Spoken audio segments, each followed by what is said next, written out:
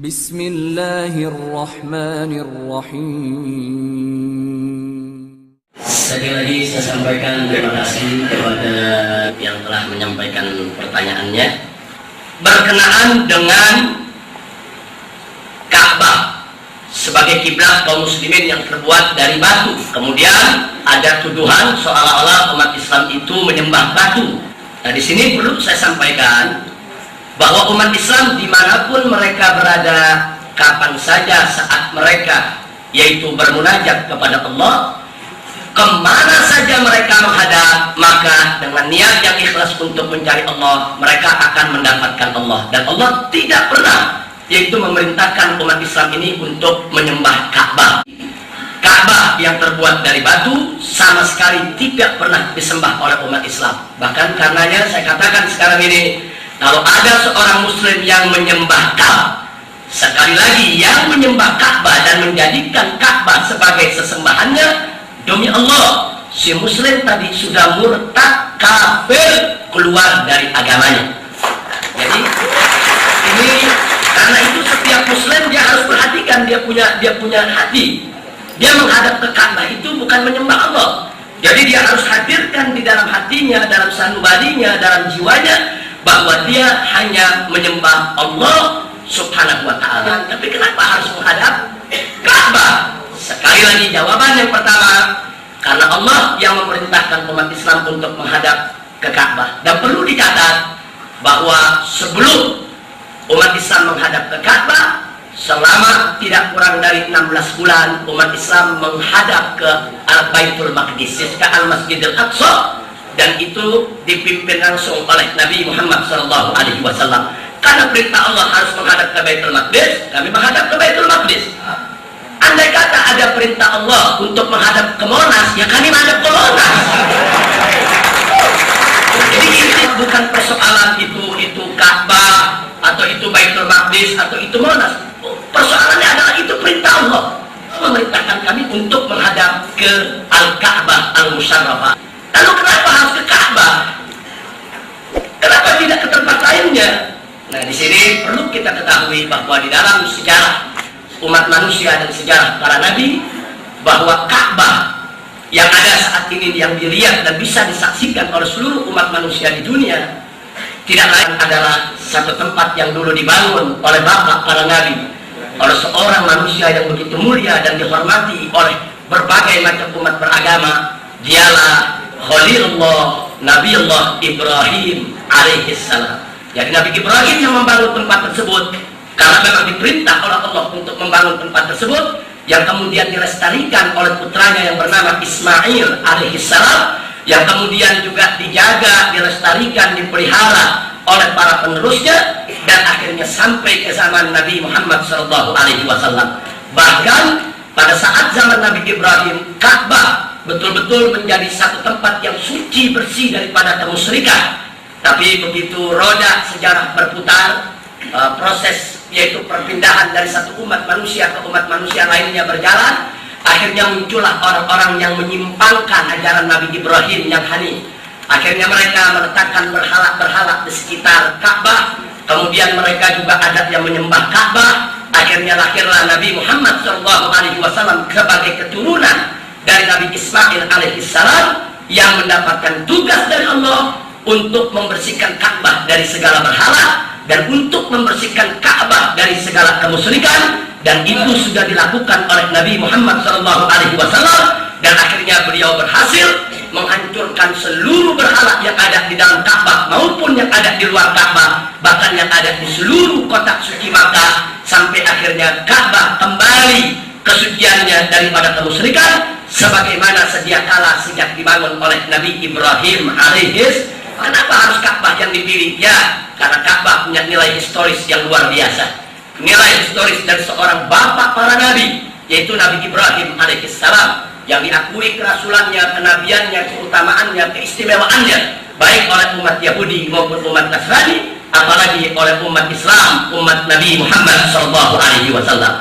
Jadi sekali lagi, kenapa harus Ka'bah? Tidak lain dan tidak bukan adalah ta'ziman wa takriman, yaitu sebagai penghormatan yang diberikan oleh Allah Subhanahu wa ta'ala dari hasil kerja Nabi Ibrahim dengan kedua tangan sucinya, dari hasil kerja Nabi Ismail yang menjaga dan melestarikan dari kedua tangan sucinya, dan Allah menginginkan Ka'bah tetap suci, tetap bersih daripada kemusyrikan sampai hari kiamat nanti. Itulah karenanya kenapa umat Islam diminta untuk menghadap ke Ka'bah, agar umat Islam setiap harinya, setiap detik hidupnya memperhatikan kelestarian Ka'bah tersebut, yaitu gunakan segala kesempatan, waktu dan tenaga kemampuannya untuk menjaga Ka'bah jangan sampai terjadi lagi, yaitu Ka'bah dikotori, Ka'bah yang dibangun oleh Nabi Ibrahim dicampur lagi dengan kebatilan dan kemusyrikan. Jadi kenapa Allah memilih Ka'bah untuk sebagai kiblat umat Islam, adalah untuk agar umat Islam senantiasa ingat, senantiasa mencurahkan perhatian untuk memperhatikan kesucian Ka'bah, sehingga Ka'bah tidak lagi bisa dikotori pada tangan-tangan kotor yang lainnya. Dan alhamdulillah 15 abad berlalu dari zaman Nabi Muhammad SAW sampai saat ini, tak satu pun tangan kotor yang mampu lagi mengisi Ka'bah dengan berhala, atau bahkan mengisi kota Makkah dengan berhala. Alhamdulillahirabbil alamin. Andai kata Ka'bah bukan menjadi kiblat umat Islam entah kiblat kemana, mungkin umat Islam akan kurang perhatiannya terhadap Ka'bah. Mungkin pengorbanannya untuk menjaga Ka'bah juga berkurang. Saya bisa buktikan, dulu Baitul Maqdis menjadi kiblat umat Islam, diperhatikan, dijaga, dipelihara. Tapi manakala Baitul Maqdis sudah tidak lagi menjadi kiblat umat Islam, maaf, kenyataan perhatian umat Islam sudah mulai berkurang, sehingga saat ini akhirnya Baitul Maqdis dikuasai oleh orang lain.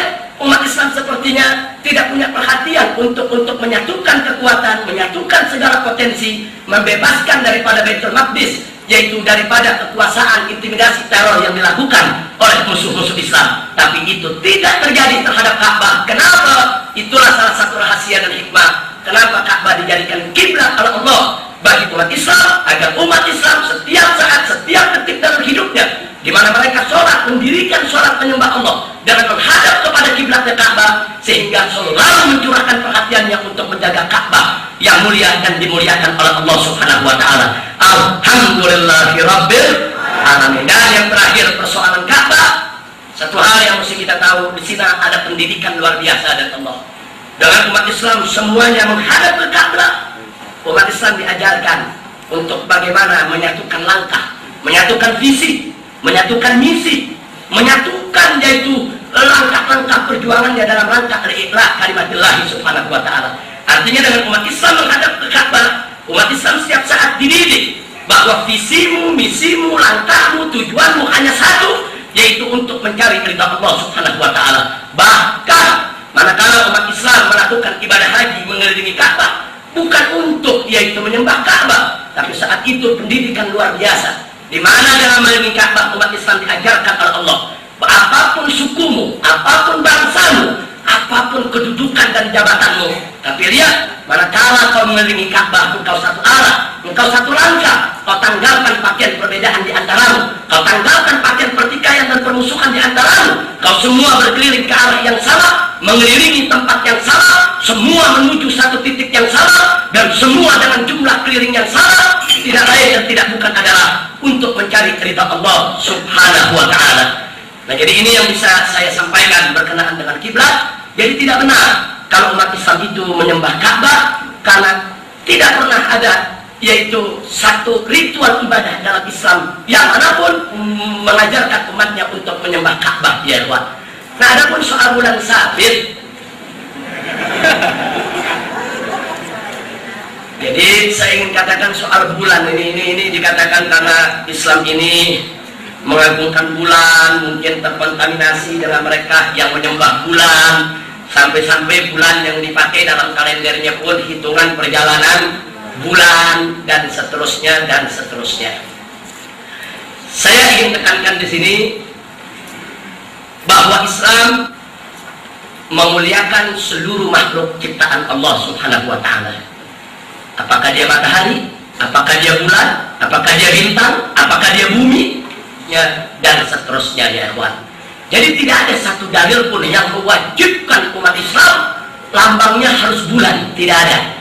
Karena itu Anda bisa lihat salah satu organisasi Islam besar di Indonesia, Muhammadiyah, nggak pakai bulan, saudara. Yang dipakai matahari. Dan ternyata organisasi organisasi yang saya pimpin pun, Front Pembela Islam, tidak pakai bulan. Yang saya pakai bintang dan tasbih. Begitu juga organisasi terbesar daripada Nahdlatul Ulama di Indonesia, NU, yang dipakai bintang 9. Nah, jadi tidak ada dalil yang mewajibkan umat Islam harus pakai bulan. Artinya, kalau ada masjid dengan menara tanpa bulan bintang pun tetap dia adalah masjid, ya kawan. Jadi ini yang perlu kita klarifikasi. Jadi bukan, oh ini nggak ada bulan bintang, berarti ini bukan masjid. Tidak. Maaf, walaupun ada bulan bintangnya di atas menara, ternyata di bawahnya diputar film, bukan masjid, bioskop itu. Nah, jadi kita umat Islam tidak terpaku kepada soal lambang, tapi memang simbol-simbol tersebut hanya untuk menunjukkan identitas diri. Jadi bukan dengan tujuan untuk mengkultus, bukan dengan tujuan untuk menyembah, apalagi sampai terkontaminasi dengan pemikiran-pemikiran dan pengajaran-pengajaran paganisme. Tidak. Semata-mata lambang-lambang tersebut hanya untuk menunjukkan identitas. Nah, sekarang kalau andai kata FPI besok benderanya dirubah dengan salib, kan Bapak sendiri yang kaget. Nah, ini identitas saya, saudara. Oh, kalau ada tasbih bintang di tengah, ini FPI, identitas. Saya juga tahu, oh kalau di gereja ada salib, ini gereja. Oh, kalau ada patung Bunda Maria, umumnya oh ini Katolik. Jadi ada identitas yang perlu saya sampaikan. Memang identitas tadi disembah itu jadi persoalan lain, ya kawan. Nah, sedangkan dalam Islam identitas tadi nggak boleh disembah. Andai kata ada seorang Muslim yang mempertuhankan bulan, menyembah bulan, mewajibkan Islam harus pakai bulan, tanpa bulan maka bukan Islam. Demi Allah, orang itu berarti sudah mempersekutukan Allah dengan bulan, berarti orang tersebut sudah murtad, keluar dari Islam, ya kawan. Ini jadi saya tidak mau terpancing lebih jauh soal simbol-simbol tadi. Nah, adapun soal kalender, Islam tidak pernah mengharamkan memakai kalender dengan perhitungan matahari. Jadi perhitungan matahari kita tahu seperti pertanggalan miladiah atau masihiyah, di kalangan umat Islam itu tetap digunakan. Lalu kenapa kalau di Islam ada kalender sendiri yang disebut kalender Hijriah? Persoalannya di dalam Islam itu ada ibadah-ibadah ritual yang dikaitkan dengan penanggalan Hijriah. Contoh, untuk menetapkan awal puasa Ramadan, untuk menetapkan awal beridul fitri sebagai hari raya, untuk menetapkan awal bulan Dzulhijjah, karena pada tanggal 10-nya adalah hari raya Idul Adha. Nah, jadi di sana ada kaitan-kaitan ritual yang memang diperintahkan oleh Allah dalam Al-Quran maupun oleh Nabi Muhammad SAW lewat sunnahnya, yang dikaitkan dengan tanggal-tanggal dengan perhitungan perjalanan bulan tadi. Nah, karena itu tidak bisa tidak, kami harus menjaga dan memelihara kalender tersebut untuk menjaga ritual agama kami. Jadi kalau masuk 1 Ramadan, kami wajib untuk berpuasa. Masuk 1 bulan Syawal, kami haram untuk berpuasa, bahkan kami wajib untuk berbuka. Masuk tanggal 10 Dzulhijjah, kami wajib, yaitu untuk berhari raya. Sampai masuk tanggal 11, 12, 13, kami wajib untuk mengisinya dengan berbuka, dan nggak boleh kami berpuasa di hari-hari yang kami diharamkan untuk puasa. Nah, kalau tanggal ini kami tinggalkan, kalau tanggal ini tidak kami gunakan, kami hanya berpegang kepada tanggal miladiah, maka kami akan kehilangan momen untuk mengetahui kapan kami harus berpuasa, kapan kami harus lebaran, dan kapan kami harus menjalankan acara-acara ritual di dalam agama kami. Jadi sekali lagi, penggunaan kalender Hijriah bukan berarti pengharaman penggunaan kalender yang lain. Nah, buktinya sekarang umat Islam di mana tempat hampir tidak ada perbedaan. Di dunia Islam hampir semuanya menggunakan penanggalan miladiah. Kenapa? Karena penanggalan miladiah itu statis, tetap, nggak berubah-ubah kecuali tahun kabisah. Nah, sementara kalau penanggalan Hijriah tidak, dia setiap bulan harus diintip dulu bulannya. Nah, jadi bisa berubah karena umur bulan berdasarkan ilmu pengetahuan teknologi modern dalam sains modern itu umur bulan 29,5. Nah, setengah ini bisa masuk ke bulan sebelumnya, bisa masuk ke bulan berikutnya. Kalau masuk bulan yang berjalan, maka bulan tersebut menjadi 30. Kalau masuk ke bulan berikutnya, bulan tersebut hanya 29. Karena itu kalender Hijriah tidak bisa ditetapkan untuk 1 tahun. Adapun yang membuat untuk 1 tahun itu hanya sekedar kemudahan untuk mengenal tanggal. Tapi yang berkenaan dengan ibadah, kita tidak bisa berpegang kepada kalender yang dibuat, tapi harus berpegang kepada rupiah yang setiap akhir bulan diperhatikan oleh para ahlinya, apakah bulan berjalan masuk disempurnakan 30 atau bulan berjalan sudah masuk ke bulan baru tanggal 1. Nah itu yang saya sampaikan. Jadi tidak ada kaitan dengan penyembahan bulan. Sekali lagi, karena memang kami diperintahkan oleh Allah, yaitu dalam Al-Quran maupun As-Sunnah, untuk melakukan ritual ibadah-ibadah tertentu, dan tanggal waktunya sudah ditentukan oleh Allah Subhanahu wa Ta'ala. Ya ikhwan, saya mau tanya dulu sama yang hadir. Kalau Anda dapat surat dari kekasih, surat itu Anda cium-cium, apa berarti Anda menyembah kekasih? Yo, saya mau tanya dulu nih. Nah, tentunya kalau kita dapat surat dari orang yang kita cintai, rindu kekasih jauh di mata, kita dapat surat, Masya Allah, kita nurus ke surat. Maksudnya apa saudara? Maksudnya mungkin ada wanita kekasih kita yang lama kita nggak jumpa. Jadi bukan bermaksud kita untuk menyembah si kekasih, tidak. Nah sekarang perlu Anda ketahui bahwa batu Hajar Aswad yang ada, yaitu di Mekah sana, itu punya keistimewaan sejarah. Kalau sejarah peletakan batu itu sendiri merupakan momentum sejarah dalam kehidupan Nabi Muhammad SAW. Tatkala puak-puak di tengah bangsa Arab berebut mereka untuk meletakkan batu Hajar Aswad tersebut, sampai hampir terjadi pertumpahan darah. Kemudian datanglah Nabi Muhammad SAW yang dijuluki oleh orang-orang yaitu kafir dan musyrikin Mekah saat itu sebagai Al-Amin. Tolong dicatat bahwa Nabi Muhammad jauh sebelum menjadi Rasul, jauh sebelum menjadi utusan Allah, sudah dijuluki oleh masyarakatnya dengan julukan Al-Amin, orang yang sangat dipercaya, orang yang tidak pernah dusta, orang yang tidak pernah bohong, dan orang yang tidak pernah mengkhianati janji. Nah, karena itu akhirnya orang-orang yang ingin bertikai tadi, yang satu bilang saya yang letakkan, yang satu lagi bilang saya yang letakkan. Akhirnya mereka sepakat, sudah, kita lihat siapa yang keluar dari pintu sana, itu yang akan memutuskan siapa yang akan meletakkan batu. Ternyata begitu ditunggu, yang keluar dengan izin Allah dan takdirnya tidak lain dan tidak bukan adalah Muhammad sang Al-Amin, yang akhirnya beliau diminta untuk menengahi, dan luar biasa beliau buka yaitu kain lebarnya, kain sorbannya. Kemudian setiap pimpinan suku disuruh memegang setiap ujung dari kain tadi, sementara batu tersebut beliau yang angkat, diletakkan di tengah kainnya dan diangkat secara bersamaan. Saat itu dengan peristiwa tersebut Rasulullah SAW telah berhasil dengan kecerdasan, kepiawaian dan keterampilan serta kepercayaan yang beliau miliki di tengah masyarakat, menyatukan suku-suku Arab yang hampir saja saling membunuh, saling menumpahkan darah, sehingga semua itu bisa dihindarkan. Artinya kalau kita berbicara historis lebih panjang, Hajar Aswad punya nilai sejarah. Hajar Aswad pernah disentuh dengan tangan suci Nabi Muhammad SAW, dan sebelumnya pernah disentuh oleh tangan-tangan Nabi yang lain, sehingga tidak berlebihan. Kalau ada orang Islam yang datang ingin juga menyentuh, mana sih batu yang disentuh oleh Nabi dulu, mana sih batu yang bersejarah yang hampir-hampir membuat pertikaian dulu. Nah sama halnya sudah, kadang-kadang kalau Anda pergi ke satu tempat, katakan nggak usah jauh-jauh lah, kita di Jakarta. Nah, kita mau tahu nih, lahir di Jakarta udah 30 tahun, tapi ke Monas nggak pernah, sudah. Sekali-sekali pengen ke Monas. Katanya emasnya ada 350 kilogram. Ada seorang warga Jakarta udah 30 tahun nggak pernah ke Monas, sampai ke Monas dapat kesempatan ke atas. Begitu ke atas dia lihat emas, dia pegang-pegang, sudah.